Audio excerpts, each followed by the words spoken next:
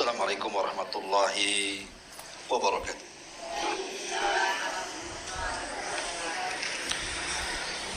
Alhamdulillah wassalatu wassalamu ala rasulillah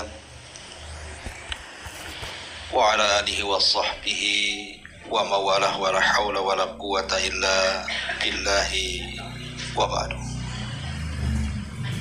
Baik, kita lanjutkan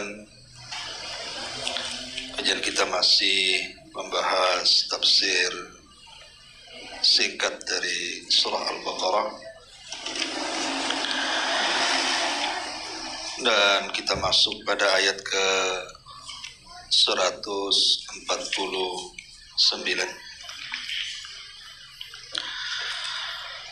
A'udzubillahi minasyaitonir rajim. Bismillahirrahmanirrahim.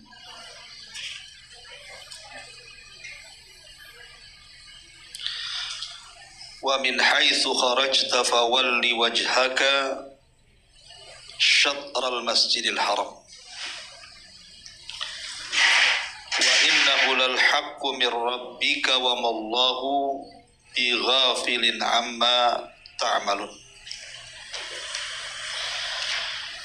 Wa min haitsu kharajta fawalli wajhaka syatral masjidil haram wa haitsu ma kuntum fawallu wujuhakum syatara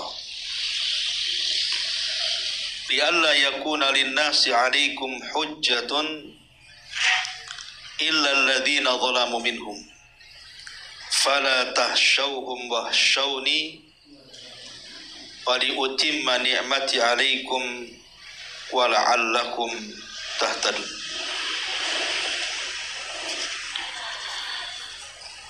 Allah Subhanahu wa ta'ala mengatakan, dari arah manapun kau keluar, maka hadapkanlah wajahmu menuju Masjidil Haram. Dan sesungguhnya itulah kebenaran dari Rabbmu, dan tidaklah Allah lalai dari apa yang kalian kerjakan. Dan dari manapun engkau wahai Muhammad keluar, maka hadapkanlah wajahmu ke arah Masjidil Haram. Dan di mana saja kamu berada, maka hadapkanlah wajahmu ke arah itu, agar tidak ada alasan bagi manusia untuk menentangmu, kecuali orang-orang zalim di antara mereka. Janganlah kamu takut kepada mereka, takutlah kepadaku, agar aku menyempurnakan nikmatku kepadamu dan agar engkau mendapatkan petunjuk. Baik, ma'asyiral muslimat yang dimuliakan Allah Azza wa Jalla. Surah Al-Baqarah ayat 149 dan seterusnya. Ayat ini sebenarnya ayat yang pertama kali menunjukkan adanya mansuh. Mansuh itu artinya menghapus hukum yang sudah berlaku. Di mana sudah sering saya katakan bahwa Nabi SAW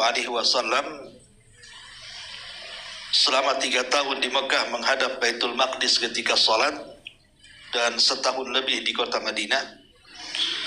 Kemudian turun ayat ini memansuh atau menghapus hukum menghadap Baitul Maqdis saat salat, kemudian dipalingkan ke Masjid Al-Haram, Makkah Al-Mukarramah. Dan di sini terulang 3 kali kalimat fawalli wajhaka syatral Masjidil Haram. Karena sebelumnya juga di ayat 144 Allah juga mengatakan fawalli wajhaka syatral Masjidil Haram. Kemudian di ayat 149 juga Allah mengatakan fawalli wajhaka syatral Masjidil Haram. Kemudian di ayat 150-nya juga fawalli wajhaka syatral Masjidil Haram. Artinya 3 kali Allah Subhanahu wa ta'ala mengulang arahkan wajahmu ke Masjidil Haram. Kenapa Allah Subhanahu wa taala di 3 ayat ini mengulang-ulang arahkan wajahmu ke Masjidil Haram? Pertama, dan ini pendapat mayoritas para ulama, bahwa pengulangan yang sama dalam pengalihan kiblat ini maknanya litakid, untuk penguat bahwa kiblat itu sudah tidak lagi ke Baitul Al-Maqdis, tapi diarahkan ke Baitullah Al-Haram. Yang kedua, pengulangan ini menunjukkan bahwa tidak akan mungkin berpaling lagi. Setelah Nabi dan kaum muslimin menghadap Baitullah Al-Haram, tidak akan mungkin kembali berpaling ke Masjidil Aqsa atau Baitul Maqdis. Artinya kiblat ini sudah ditetapkan. Kemudian yang ketiga, bahwa pengulangan ini adalah perintah Allah, bukan karena kemauan Nabi SAW. Makanya Allah sampai mengulang 3 kali. Dan yang keempat, bahwa pengulangan 3 kali ini karena ada khitab yang berbeda. Ada khitab yang berbeda, maksudnya yang diajak bicara itu bukan satu orang, tetapi ada beberapa orang.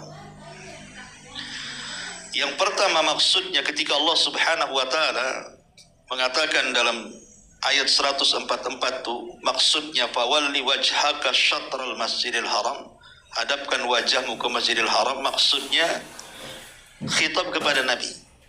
Allah perintahkan Nabi untuk menghadap Baitullah Al-Haram. Kemudian yang ayat yang ke-149-nya, hendaklah palingkan wajah menuju Masjidil Haram, maksudnya bagi kaum muslimin. Bagi kaum muslimin yang mereka mukim dimanapun berada, baik di sekitar Mekah ataupun yang jauh dari Mekah, termasuk kita di sini, harus menghadap Baitullah Al-Haram ketika salat-salat kita. Adapun ayat yang ke-150-nya itu khitab kepada para musafir, kepada orang yang sedang safar. Dimanapun kaum muslimin berada ketika mereka sedang safar, tetap ketika salat menghadap Baitullah Al-Haram. Itulah kenapa kemudian ayat ini diulang 3 kali perintahnya. Hadapkan wajahmu menuju Baitullah Al-Haram. Itu faedah pengulangan yang disebutkan oleh ulama tafsir. Kemudian Allah Subhanahu wa taala mengatakan wa innahu lal haqqu mir rabbik. Dan sungguh ketika Allah Subhanahu wa taala memerintahkan untuk memalingkan ke Baitullah Al-Haram dari Baitul Maqdis itu, sungguh-sungguh itu memang ketentuan Allah. Karena ketika pemalingan kiblat itu, orang-orang Yahudi menyangka bahwa itu permainan Nabi. Begitu juga orang-orang munafik mengolok-olok. Begitu juga orang-orang musyrik Arab mengolok-olok Nabi. Makanya ditetapkan ini bukan keputusan Nabi, tapi diperintah Allah. Makanya Allah mengatakan lal haqqu mir rabbik. Kemudian wa mallahu bighafilin amma ta'malun. Dan Allah tidak lengah terhadap apapun yang kalian kerjakan. Artinya setiap pekerjaan kita diawasi Allah Subhanahu wa taala. Termasuk ketika memalingkan kiblat ke Baitullah Al-Haram, semua atas pengawasan Allah Subhanahu wa taala dan akan diberikan balasan akan itu. Kemudian Allah Subhanahu wa taala mengatakan wa min haitsu kharajta fawalli wajhaka syatral Masjidil Haram. Dari arah manapun kau wahai Muhammad keluar, maka hadapkanlah wajahmu menuju Masjidil Haram. Wa haitsu ma kuntum fawallu wujuhakum syatara. Dan di mana saja kamu berada, maka hadapkanlah wajahmu ke arah itu. Kemudian Allah Subhanahu wa taala ingin membantah orang-orang Yahudi dan juga orang-orang munafik serta orang-orang musyrik, li alla yakuna linnasi alaikum hujjatun, supaya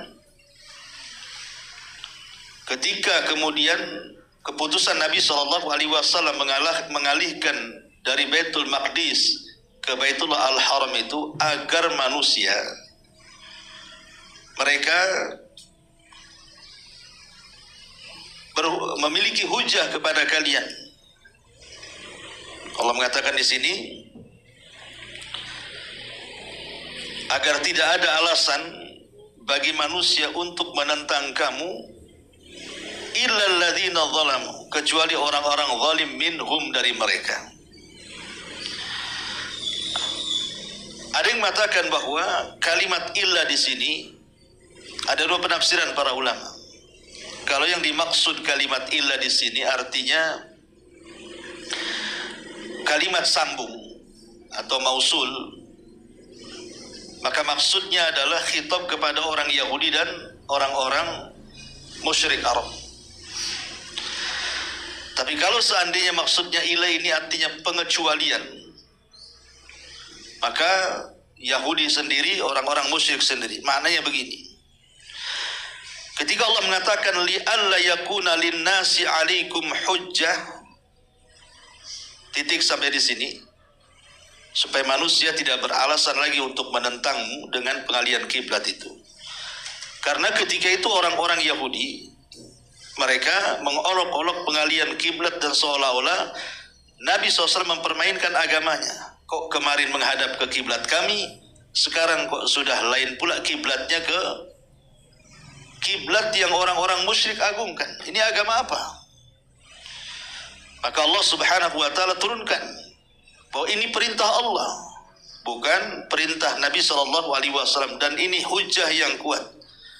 Dengan turunnya ayat ini berarti Allah Subhanahu wa taala memberikan hujah kepada Rasul untuk membela diri dari sangkaan buruk orang-orang Yahudi kepada Nabi dan kaum muslimin. Illa alladzina zalamu, kecuali orang-orang zalim di antara mereka. Maksudnya orang-orang zalim di antara mereka, maksudnya orang-orang musyrik Arab. Karena orang-orang musyrik Arab sendiri mereka mengatakan, lihat Muhammad sudah mengalihkan kiblat kembali ke kita, sebentar lagi dia akan pindah agama. Mereka zalim mengatakan seperti itu. Maka Allah Subhanahu wa taala katakan fala tahsyauhum wahsyauni, jangan takut atas perkataan mereka orang-orang musyrikin, tapi takutlah kepadaku. Tetapi ada juga yang mengatakan maksudnya li alla yakuna linnasi alaikum hujjah, ini masuk kepada khitab kepada Yahudi dan juga orang-orang musyrik dalam satu kalimat. Illa alladzina zalamu minhum, kecuali orang-orang zalim di antara mereka, mencakup semuanya, entah Yahudinya, entah musyriknya, entah munafiknya, ataupun orang-orang yang tidak suka di antara mereka. Karena ketika itu bukan orang Yahudi ataupun orang musyrik munafik saja, sahabat sendiri ada yang kemudian menanamkan keraguan dalam hatinya. Kok seperti ini? Kok ada yang seperti ini? Maka harus dihilangkan keraguan, karena kalau masih ragu akan perintah Allah dan Rasulnya, maka mereka termasuk orang-orang zalim. Maka kemudian diperingatkan di sini oleh Allah Subhanahu wa taala, illal ladzina zalamu minhum. Kemudian Allah Subhanahu wa taala mengatakan, ini yang menarik kita bahas, fala tahsyauhum wahsyauni wa liutimma ni'mati 'alaikum wa la'allakum tahtadun. Maka janganlah takut kepada mereka, baik Yahudi ataupun orang-orang munafik ataupun orang-orang musyrik atau siapapun dari musuh-musuh Allah. Wahsyauni, dan takutlah kepadaku agar aku menyempurnakan nikmatku untuk kalian dan agar kalian mendapatkan petunjuk. Kalimat khasyah di dalam perkataan para ulama itu berbeda dengan kalimat al-khawfu. Al-khasyah itu beda dengan kalimat al-khawfu. Karena Allah Subhanahu wa taala tidak mengatakan fala takhafuhum wa khafuni, tapi di sini fala tahsyauhum wahsyauni, walaupun maknanya sama. Tapi ulama membedakan khasyah dengan al-khawf. sama-sama takut artinya. Tapi ulama mengatakan al-khasyah itu artinya takut yang diiringi pengetahuan.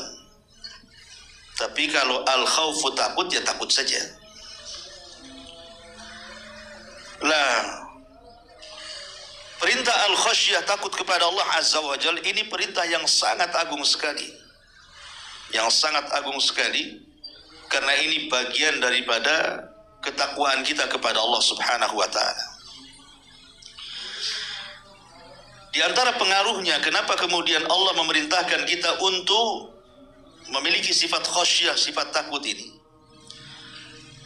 Pertama, bahwa khasyah ataupun takut kepada Allah itu sebuah akhlak yang tidak disifatkan kecuali kepada orang-orang yang bertakwa. Karena hanya orang yang bertakwa lah yang takut kepada Allah. Orang yang tidak bertakwa mana takut kepada Allah. Kemudian yang kedua, bahwa al-khasyatu minallah, perasaan khasyah takut yang disertakan ilmu kepada Allah itu tub'idul insan anil wuqu'i fil ma'asi was sayyi'at, bisa menjauhkan kita dari perbuatan maksiat dan perbuatan-perbuatan buruk yang lainnya. Kalau orang takut pasti tidak akan maksiat kan, kalau takut sama Allah. Orang yang maksiat itu kan orang yang tidak takut saja. Kalau takut sama Allah tidak mungkin dia maksiat. Kemudian yang ketiga, al-khasyatu minallah sababun li ikhlasil amali lillah. Jadi takut kepada Allah ataupun khasyah ini bisa melahirkan keikhlasan dalam beramal. Karena Nabi SAW mengatakan, antahsyallaha ka'annaka tarahu. Hendaklah engkau takut kepada Allah Subhanahu wa taala seolah-olah saat ibadah itu engkau melihat Allah. Fa innaka illam takun tarahu fa innahu yarak. Tapi kalau seandainya tidak bisa melakukan seperti itu, yakini Allah melihat kita. Dengan tertanam sifat takut berarti tertanam sifat muraqabah, merasa diawasi. Ketika tertanam merasa diawasi atau sifat muraqabah, lahirlah keikhlasan. Inilah di antara pengaruh kenapa kita harus memiliki rasa takut kepada Allah Azza wa Jalla. Adapun penyebab orang itu tidak takut, banyak manusia yang tidak takut kepada Allah Azza wa Jalla. Ya buktinya di depan kita saja banyak orang yang berlaku maksiat baik terang-terangan atau sembunyi-sembunyi kan itu. Itu maknanya orang itu tidak takut. Berdusta biasa saja, gibah biasa saja, mencaci biasa saja, melaknat biasa saja. Orang itu kan tidak takut kepada Allah. Nah tentu ada penyebabnya. Kenapa kemudian orang itu jauh daripada sifat khasyah takut ini? Pertama kata para ulama, hubbud dunya. Karena terlampau mencintai dunia sehingga kurang takutnya kepada Allah. Kenapa mencintai dunia menjadi sebab orang tidak takut kepada Allah? Karena ketika hati kita ini terpaut dengan dunia, maka kita akan jauh dari Allah. Dan syahwat dunia ini biasanya tidak mempedulikan soal takut kepada Allah. Lihat orang yang kemudian mereka mengejar dunia, bukan lupa sholat, memang sengaja meninggalkan sholat. Kalau masih lupa saja masih mendingan, tapi sengaja datang waktu sholat tak mau sholat kan itu. Nah, itu kan menunjukkan bahwa dunia ini mengikat dia, sehingga jauh dari agama dan tidak punya rasa takut lagi kepada Allah. Yang kedua, tulul amal, terlampau panjangnya angan-angan. Karena seorang hamba ini atau manusia kalau mencintai kekekalan di dunia, maka dia tidak akan takut akan hisab pada hari kiamat. Dia akan merasa aman dari hisab, ya, karena merasa di dunia tidak mati-mati masalahnya, sehingga hilang rasa takutnya. Kemudian yang ketiga, al-ghaflatu wa kathratu dzunub. Ketika hati lalai dan dosa menjadikan sebuah kebiasaan. Dosa ini melahirkan dosa yang lain. Ingat kalau orang sudah candu dengan dosa, pasti satu dosa itu akan melahirkan dosa yang lain. Sebagaimana apabila kita melakukan dosa berarti sudah mewafatkan ketaatan. Dan itu kita bisa rasakan kenapa orang yang candu dengan dosa itu akan terus bertambah dosanya. Karena imannya itu sedang turun. Dan iman turun itu dikarenakan maksiat kita kepada Allah. Ketika iman turun, maka akan terus turun. Akan sulit lagi naik kecuali orang-orang yang diberikan taufik dan mau bertobat kepada Allah Azza wa Jalla. Kemudian yang keempat, al-jahlu bisyiddati adzabillahi. Karena dia jahil akan azab Allah Subhanahu wa taala, atau dengan kata lain merasa aman dari makar Allah. Seolah-olah maksiat dia itu tidak akan dibalas. Seolah-olah maksiat dia itu dibalik maksiat tidak ada azab atau di dunia atau di akhirat. Orang yang kemudian merasa aman dari makar Allah dan dia jahil dari syiddati azabillah, sangatnya azab Allah kepada kita ini, maka itulah yang melahirkan ketidaktakutan orang ini kepada Allah Subhanahu wa taala, termasuk juga suhbatul fujjar, berkawan dengan orang jahat. Berkawan dengan orang jahat ini, kalau terus-terus berkawan, sampai ada istilah para ulama untuk merubah karakter orang itu, cukup ketika seseorang berkawan selama 40 hari dengan temannya. Kalau temannya baik, 40 hari itu bisa merubah dia. Tapi kalau temannya jahat, 40 hari itu sudah cukup untuk menarik dia. Makanya kenapa Rasul sampai mengatakan al-mar'u ala dini khalili, seseorang itu digantungkan agama temannya. Dan yang keenam, tadyi'ul faraid wal i'rad an dzikrillah azza wajalla, ketika melalaikan kewajiban. Bukan hanya melalaikan, meninggalkan lagi kewajiban, berpaling dari kewajiban. Orang kalau sudah meninggalkan salat, meninggalkan puasa, meninggalkan hak-hak yang wajib baik kepada Allah ataupun kepada manusia, orang ini akan keras hatinya. Dan kalau sudah keras hatinya, biasanya hilang rasa takutnya. Ini diantara 6 sebab kenapa orang itu tidak takut. Lalu bagaimana caranya supaya rasa takut yang hilang kepada Allah itu dimunculkan kembali? Apa sebab-sebab yang bisa memunculkan perasaan takut itu? Yang pertama, zikrullah azza wa jalla, berzikir kepada Allah Subhanahu wa taala, dan itu berdasarkan firman Allah, alladzina idza dzukirallahu wajilat qulubuhum. Orang-orang yang apabila diingatkan Allah, maksudnya berzikir kepada Allah, maka hati mereka akan takut. Jadi zikir itu penyebab munculnya takut. Yang kedua, tafakkur fi syiddati ghadabil jabbar. Hendaklah dia berfikir bahwa Allah Subhanahu wa taala kalau sudah mengirim azab itu keras sekali. Lihat, kalau Allah itu murka, gunung aja bisa meletus. Laut aja bisa diluapkan menjadi tsunami. Angin aja bisa berputar-putar menjadi puting beliung. Itu di dunia tuh. Orang kalau terpikir ke situ, muncul takutnya. Karena Allah mengatakan, wa kadzalika akhdhu rabbika idza akhadal qura wa hiya zalimatun inna akhdahu alimun syadid. Begitulah Allah kalau sudah mengazab sebuah kaum karena kezalimannya, maka azab Allah itu sangat pedih sekali. Kemudian yang ketiga, at-tafakkur fi al-malakaini alladaini wakkalahumallahu bi kitabati sayyiati wal hasanah. Berpikir bahwa di samping kiri kanan itu ada 2 malaikat yang mencatat. Ada yang mencatat kebaikan, ada yang mencatat keburukan. Orang kalau berpikir bahwa di samping kiri kanan kita ada yang mencatat, mau ngomong tak jadi kecuali yang baik, mau berbuat jahat tak jadi kecuali perbuatan baik, dan begitu seterusnya. Kemudian yang keempat, at-tafakkur fil mauti wa sakaratihi, berpikir akan kematian dan sakaratnya. Bahwa kita akan mati, gak mungkin kita mati di atas maksiat, suul khatimah. Dan kematian itu sesuatu yang pasti datang. Wajaat sakratul mauti bil haq. Ingat, kematian itu sebuah hak adanya. Pasti semua orang tersentuh dengan kematian. Kalau dia terpikir kematian, insya Allah tumbuh perasaan takutnya. Kemudian yang kelima, at-tafakkur fi ahwalil mauqif wa syiddatil hisab. Berpikir bahwa kematian sendiri bukan akhir dari sebuah perjalanan. Di sana ada kehidupan yang akan menyiksa setiap orang yang ditakdirkan di dunia tidak dalam posisi husnul khotimah tapi sul khotimah. Karena di sana ada hari mauqif, kita dikumpulkan di padang mahsyar, kita dihisab di situ di hadapan Allah Azza wa Jalla.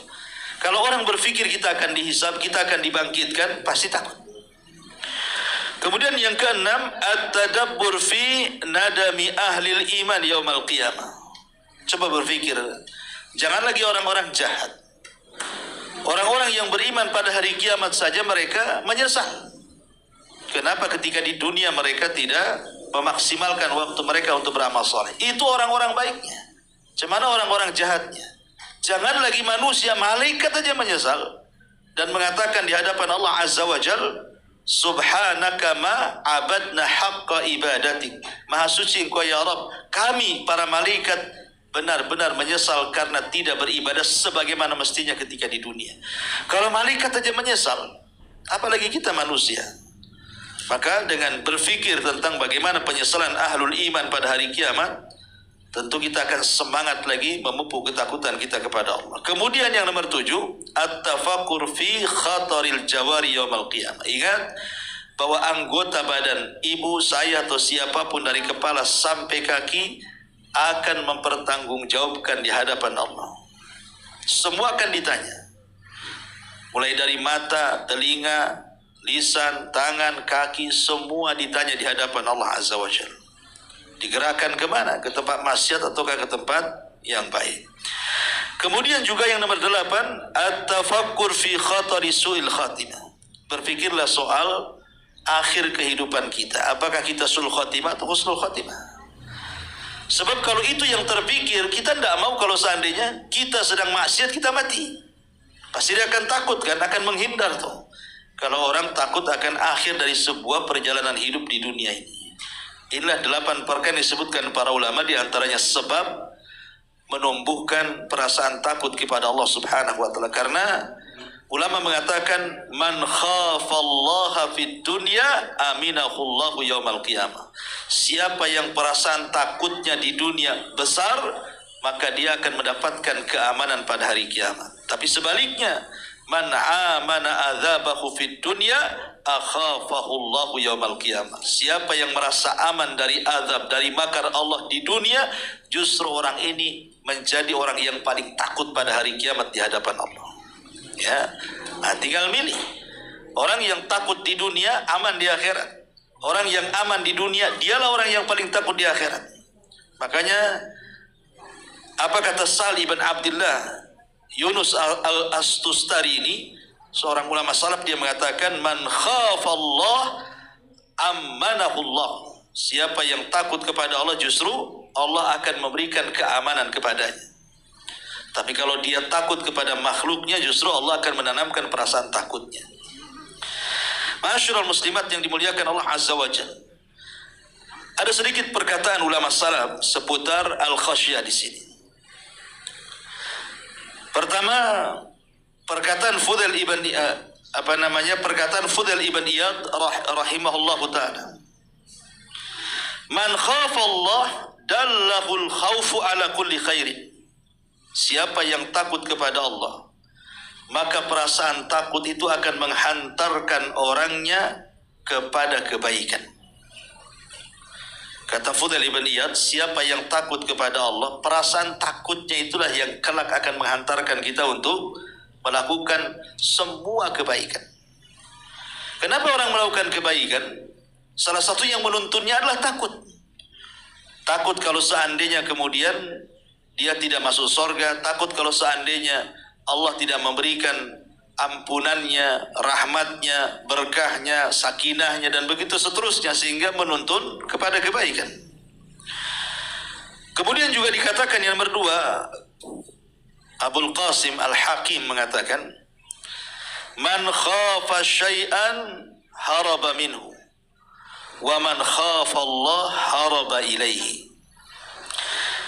Barang siapa yang takut kepada sesuatu, bukan takut kepada Allah Azza wa Jalla, ya, maka Allah Subhanahu wa taala akan menjauh darinya. Tapi siapa yang takut kepada Allah, maka Allah akan mendekat kepadanya. Kemudian juga Yahya bin Mu'adz sampai mengatakan, "Ma min mu'minin ya'malu sayyi'at illa wa yalhaquha hasanatan." Tidaklah seorang mukmin itu kalau melakukan sebuah amal buruk, maka hendaklah dia menyertakan dengan dua kebaikan supaya berhenti dari keburukannya. Pertama, khauful iqab, takut akan balasan dari Allah, dan yang kedua, warajaul afwi, harapan Allah memaafkan kesalahannya. Jadi kalau kita ini melakukan dosa, entah kita ghibah, entah kita namimah, entah kita mencaci maki orang, entah apalah maksiat-maksiat, cobalah berpikir dari dua perkara, kata Yahya bin Mu'adz. Ingat, di sana ada azab yang keras sekali, tapi di sisi lain juga Allah Maha Pemaaf.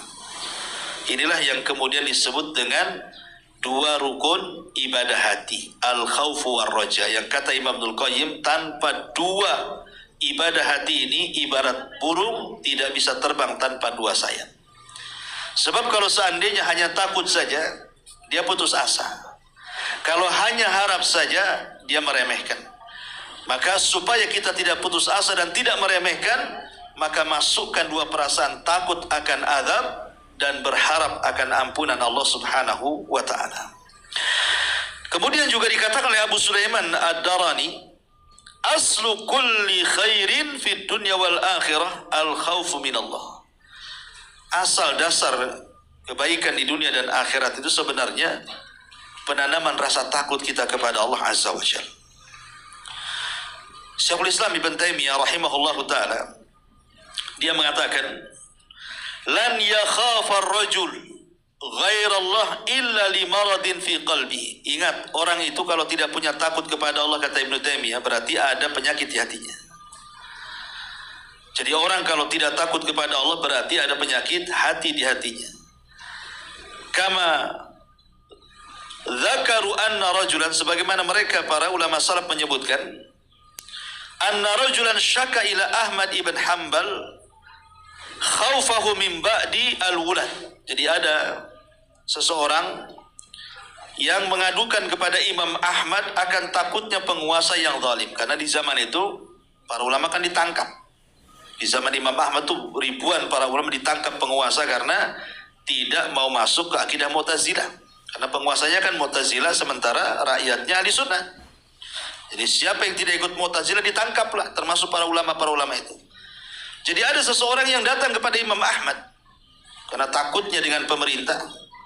Maka Imam Ahmad mengatakan, lau sahahta lam takhaf ahada. Kalau hatimu benar, hatimu sehat, maka engkau tidak akan takut kepada siapapun. Tapi kalau hatimu sakit, ialah takut katanya. Dari sini kata Syekhul Islam Ibn Taimiyah rahimahullahu ta'ala, aslu kulli khairin fid dunya wal akhirah al-khawfu min Allah. Karena dasar kebaikan di dunia dan akhirat itu adalah ketika kita bisa menanamkan perasaan takut kepada Allah Subhanahu wa ta'ala. Ma'asyiral muslimat yang dimuliakan Allah Subhanahu wa ta'ala, sedikit kita akan bicara soal kisah-kisah. Abdullah bin Abbas radhiyallahu anhuma, ketika peristiwa detik-detik wafatnya Umar. Jadi Umar bin Khattab radhiyallahu anhu itu kan ditusuk ketika sholat subuh dengan beberapa tusukan ketika jadi imam, sehingga dia hanya bisa mengimami satu rakaat sholat saja. Rakaat kedua sudah tumbang. Kemudian sholatnya digantikan Abdurrahman ibn Auf, dan Umar pun dibopong ke rumahnya. Karena tusukannya terlampau banyak, setiap tabib datang memberikan obat, keluar lagi dari tempat lukanya. Jadi kata tabib, dia tidak mungkin tertolong karena nggak ada yang bisa masuk ke badannya, karena setiap dikasih obat keluar lagi di tempat lukanya. Nah, Abdullah bin Abbas radhiyallahu anhu bercerita, dakhaltu ala Umar hina tuina, aku masuk kepada Umar ibn Khattab ketika hari di mana dia ditikam oleh Abu Lulu al-Majusi itu. Kemudian Ibnu Abbas mengatakan, abshir ya amiral mu'minin, wallahi laqad massarallahu bikal amsar wa awsa bikal rizqa wa adhara bikal haq wa dafa'a bikal nifaq. Ya amiral mu'minin, berbahagialah orang sepertimu ini, karena Allah sudah mengizinkan lewat tanganmu membuka kota-kota. Kau sudah melebarkan Islam kemana-mana. Dan Allah sudah meluaskan bagimu rizki. Dan Allah sudah menampakkan di tanganmu kebenaran. Dan Allah sudah menghilangkan dari hatimu kemunafikan. Berbahagialah orang seperti.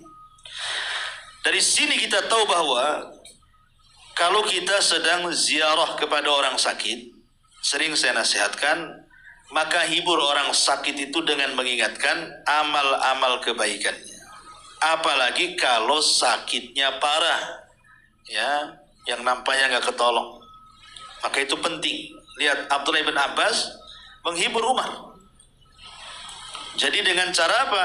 Supaya ketika orang yang sakit parah itu mendengar kebaikan yang kita ceritakan kepadanya, hilang suudzonnya kepada Allah. Nanti tumbuh husnudzon, baik sangka. Jadi dia nggak ingat dosanya, ingat kebaikannya. Sehingga ketika ingat kebaikannya, dia tidak akan takut dengan neraka. Akhirnya harapannya kepada sorga tinggi. Kalaupun Allah subhanahu wa ta'ala takdirkan dia meninggal, maka minimalnya amalan yang dibawa terakhir orang sakit ini adalah husnudzon, berbaik sangka kepada Allah. Tapi kalau diceritakan tentang keburukan dia, akhirnya kemudian yang diingatnya neraka, tidak sorga, suudzon dia kepada Allah. Seolah-olah dia tidak pantas masuk sorga, tidak layak masuk sorga, pasti aku masuk neraka, aku masuk neraka. Akhirnya dia meninggal membawa dosa terakhir apa? Suudzon. Dosa itulah yang terakhir dia bawa jadinya kan. Makanya lihat bagaimana Abdullah bin Abbas radhiyallahu anhuma mencontohkan kepada kita menghadapi orang yang sedang sakit parah atau menjelang detik-detik sakaratul maut di sini.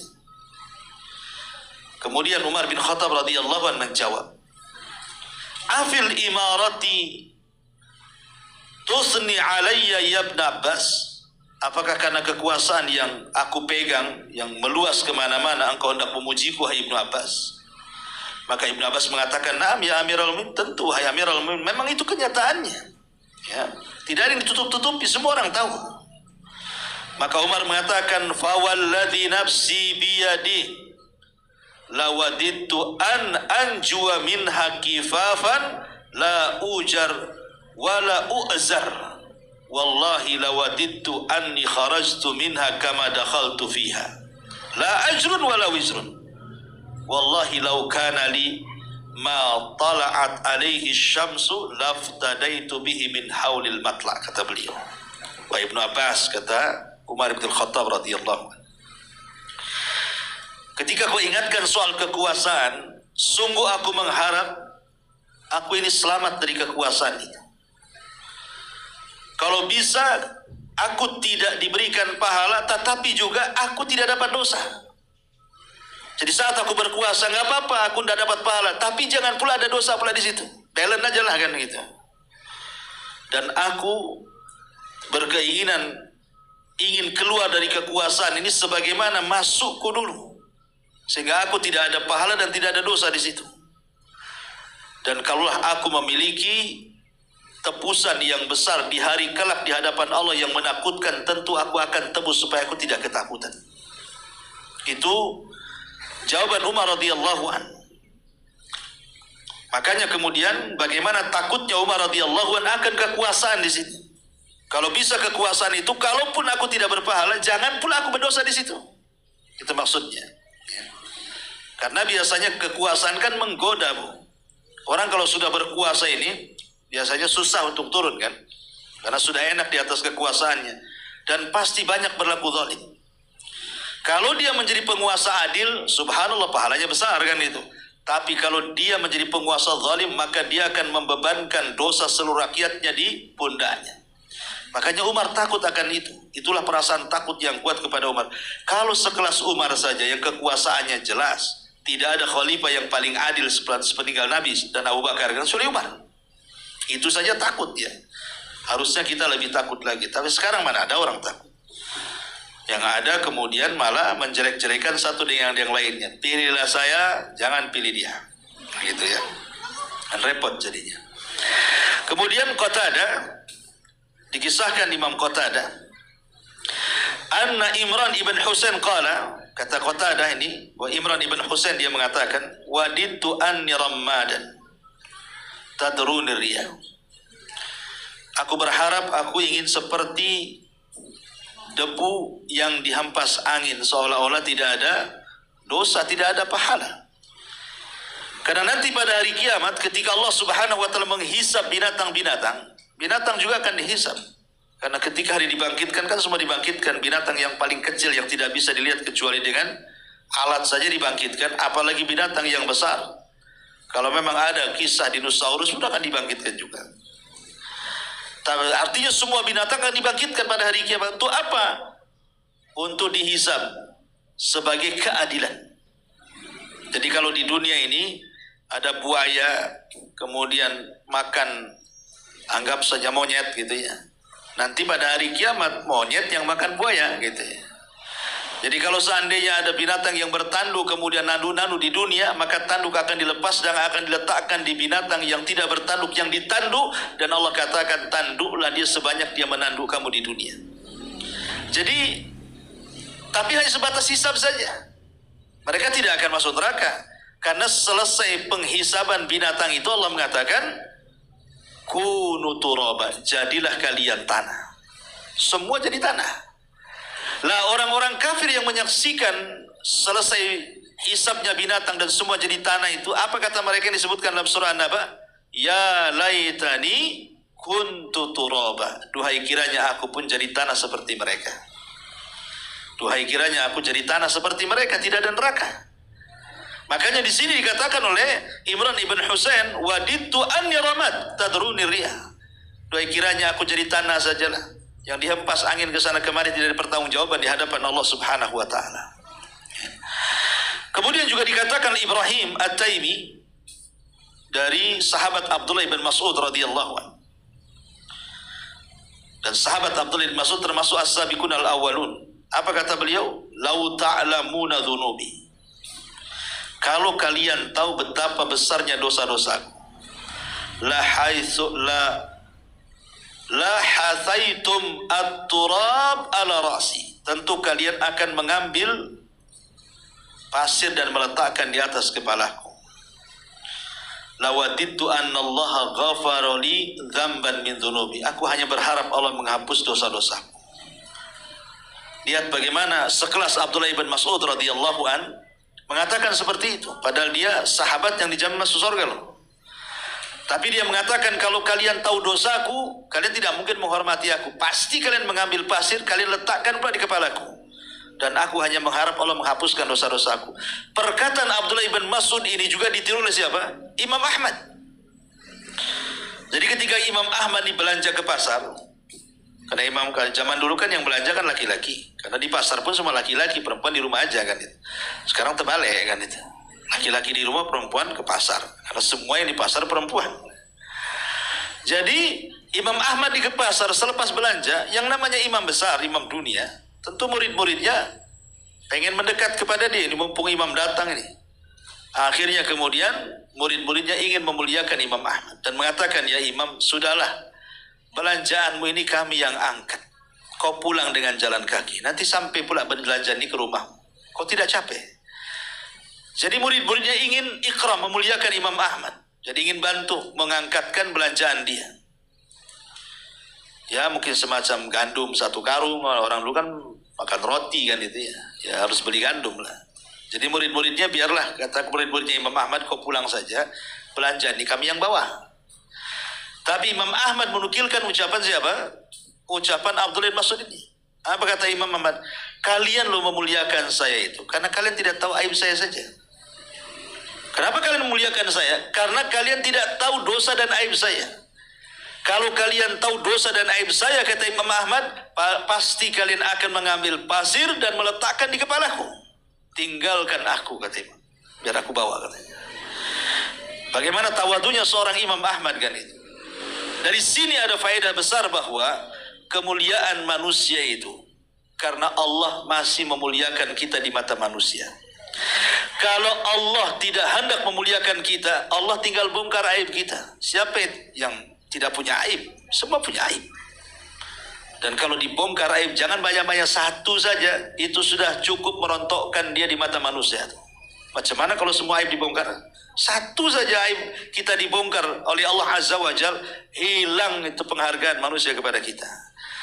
Maka bersyukurlah kepada Allah, karena Allah masih menutup aib kita dan masih mengampuni dosa kita. Sudah diampuni dosanya, ditutup pula aibnya. Kurang baik apa Allah Subhanahu wa Ta'ala kepada kita. Taib. Kemudian juga bagaimana Ali bin Abi Thalib radhiyallahu anhu dikisahkan, wa hadza Ali bin Abi Thalib wa buka'uhu wa khawfuhu, bagaimana menangisnya kemudian takutnya kepada Allah Subhanahu wa Ta'ala. Kana yashtad khawfahu min ithnataini. Ali bin Abi Thalib kalau sudah memikirkan dua perkara, langsung makin menangisnya makin kencang dan takutnya makin tinggi. Apa dua perkara yang ditakuti Ali radhiyallahu anhu? Pertama, tulul amali, panjang angan-angan, wa ittiba'ul hawa, dan mengikuti hawa nafsu.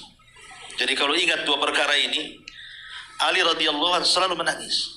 Janganlah sampai aku ini panjang angan-angan, jangan pula mengikuti syahwat. Kemudian alasannya apa? Amma tulul amal, kata Ali, adapun panjang angan-angan, fayunsil akhirah, biasanya melupakan akan akhirat, karena yang dipikir dunia, akhirat pula lupa.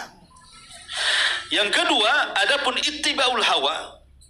Kenapa? Fayasuddu anil haq. Biasanya orang kalau lebih mengikuti hawa nafsunya akan menutupi kebenaran di matanya.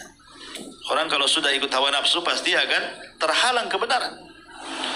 Kalau dua perkara ini dilupakan akan akhirat, menolak kebenaran, maka Ali radhiyallahu an khawatir, sehingga kalau teringat dua perkara langsung menangis dan takut. Begitulah para ulama salaf. Ya, ini dari Ali radhiyallahu an. Kemudian juga Abu Darda radhiyallahu an. Abu Darda radhiyallahu an yang dikenal zuhudnya, setelah dia masuk Islam, dia tinggalkan semua bisnisnya. Abu Darda itu orang kaya, Abu Darda itu. Tetapi setelah kemudian dia masuk Islam, memang dia tinggalkan semua bisnisnya, sehingga dia hidup ala kadarnya, hidup apa adanya, dan dia fokuskan hanya untuk ibadah saja. Ya, sampai satu hari karena rajinnya ibadah, sampai istrinya itu loh tidak diopeni sama dia, dibiarkan saja. Karena kalau malam sholat malam, kalau siang puasa sunnah, jadi tidak, dia dibiarin, mau apa kan begitu. Mau menggauli istrinya, kalau di malam hari sibuk sholat, kalau di siang hari sibuk puasa. Jadi istrinya tidak pernah dandan. Jadi satu hari Salman Al-Farisi ini lewat, karena belum ada ayat hijab, artinya kan masih nampak mukanya kan gitu. Jadi Salman ini heran, ngomonglah sama Abu Darda ini, Abu Darda, kau ini punya suami, dandanlah sikit, katanya kan. Masa kayak gini wanita yang punya suami? Apa kata Abu Darda? Ya Salman, anna Abu Darda laisa lihaja. Abu Darda loh, sudah nggak berhajat lagi sama saya, udahlah kayak gini aja lah, apalagi, katanya kan. Maka Salman mengatakan, oh tunggu, kalau begitu dia perlu nasihat. Akhirnya Salman menasihati Abu Darda dan mengatakan, Abu Darda, engkau itu punya 3 waktu. Sepertigamu berikan kepada Allah, sepertigamu berikan kepada keluargamu, dan sepertigamu berikan kepada dirimu. Kau perlu istirahat juga. Dan itu. Jadi bagian ibu dari suami itu cuman 1/3, jangan minta lebih. Ya. Suami juga perlu refreshing dengan kawan-kawannya, kan ada tuh yang kepo istri-istri itu ya. Suami kemana telepon, di mana bang, cepet balik. Nah, itu. Dan dia perlu juga 1/3 hidup dia itu perlu refreshing juga kan. Lihat ucapan Salman di sini. Ya kalau dia sudah ngasih 1/3 itu sudah cukup. Kalau lebih, alhamdulillah. Ya karena dia juga perlu berkawan juga. Tapi ada juga suami yang zalim, kadang-kadang pulang pergi lebih banyak perginya kan itu daripada pulangnya. Karena ada juga yang kemudian malah lebih senang ngobrol sama orang lain dibandingkan sama istrinya. Taib. Jadi kata Abu Darda di sini, inna asyadda ma akhafu ala nafsi yaumal qiyamah an yuqal ya Aba Darda qad alimta fa kaifa amilta fi ma alimta. Wahai Aba Darda, kata Abu Darda, sungguh yang paling aku takutkan akan diriku pada hari kiamat adalah ketika dikatakan kepadaku di hadapan Allah, hei Abu Darda, kau sudah tahu ilmunya, kenapa kau tidak amalkan apa yang kau ketahui? Dan dia mengatakan, lau ta'lamuna ma antum lakuna ba'dal mauti lama akaltum ta'aman ala syahwatin wala syarabtum ala syahwatin wala dakhaltum baitan tastadilluna fi wala kharajtum ila su'ada tadribuna sudurakum wa tabkuna ala anfusikum lawadittu anni syajaratun tu'dad thumma tu'kal. Dia mengatakan, kalau kalian tahu bahwa kalian akan berjumpa dengan Allah setelah kematian, tentu kalian tidak mungkin makan seenaknya, minum seenaknya, masuk seenaknya, keluar seenaknya. Pasti kalian menghendaki untuk menjadi sebuah pohon yang ditebang. Sungguh kalian menghendaki menjadi daun-daun pohon yang dipetik kemudian dimakan binatang, seolah-olah tidak punya pahala dan tidak punya dosa. Ya, sampai seperti itu ucapan para ulama salaf. Dan banyak lagi ucapan-ucapan ulama salaf tentang kalimat fala tahsyauhum wahsyauni. Takutlah kalian, jangan takut kepada mereka, tapi takutlah kepadaku. Wali utimma ni'mati, dengan takut itulah kami akan menyempurnakan nikmatku untuk kalian, dan dengan takut itulah kita akan diberikan hidayah, petunjuk dari Allah Subhanahu wa taala. Wallahu alam. Ini di antara tafsir dari surah Al-Baqarah. Taib, sebelum saya tutup, kalau yang bertanya silakan.